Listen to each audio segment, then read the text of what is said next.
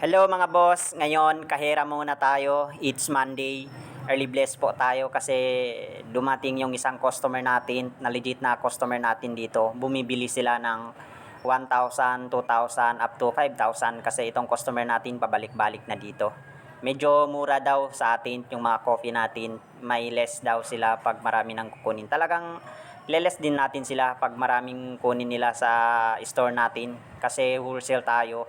Ileles din natin sila kasi pare-pareho naman tayo negosyante na okay lang yun, patong natin 2 to 3 peso at least hindi din tayo lugi na kumikita din tayo kahit konti. So sila din, natutulungan din natin sila para kumikita din sila kasi ngayon, lalo na ngayon, mamahalin yung mga bibilhin. So ito ngayon binibili niya siguro worth of mga 2 to 3,000, 4,000 mga ganon. Kasi marami siya kinukuha mga coffee, sugar, kales, mga magi, mga noodles nandun sa loob ng basket. So ngayon, inutusan na natin yung isang bata natin magkuha ng karton para ipapasok na yung mga sugar. Sabi ko, arrange mo yan ng maayos.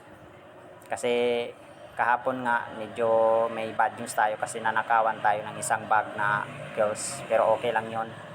Kailangan natin yon na tahimik lang kasi baka pagsubok yun doon sa atin. So itotal natin magkano kasi itatimes pa natin yan. Ayan si ma'am, legit yan, legit customer na natin to.